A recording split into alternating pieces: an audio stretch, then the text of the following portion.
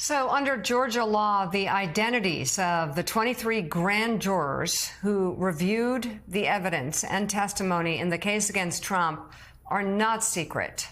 The Washington Post reports, in fact, the names of the Fulton County jurors are listed on page 9 of the 98-page indictment released late Monday.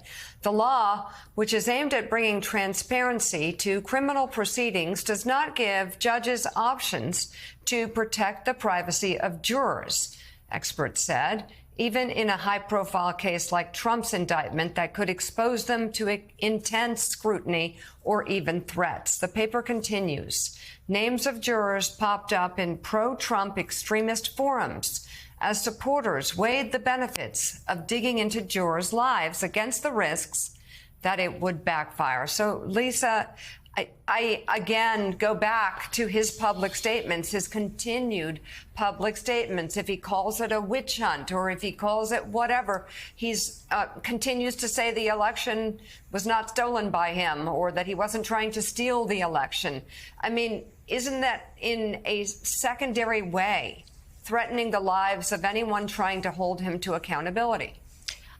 Mika, you're right that every time he contests the legitimacy of these prosecutions, he is indirectly urging people to take action against those who have been involved from large to small, whether it's Jack Smith or any one of these 23 individual grand jurors listed on page 9 of the Georgia indictment.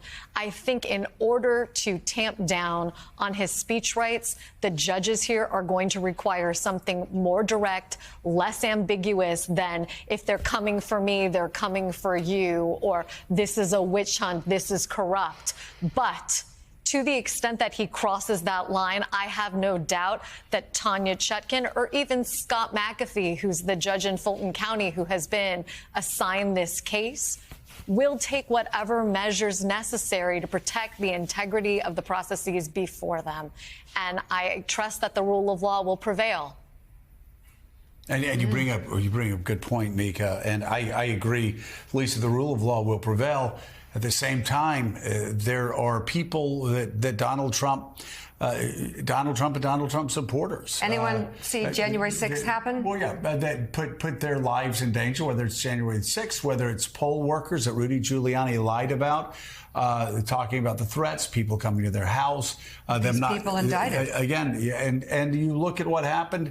What the Trump people were trying, from what was reported, that they were trying to get the names of the FBI agents that searched Mar-a-Lago, and I suppose to have threats and hateful attacks leveled against them. So this is a real concern. I must say, I'm really surprised to learn this, that you go on a grand jury, you do your duty to the country, and you put yourself in a position now where you're a target of threats. And I know it's going to happen.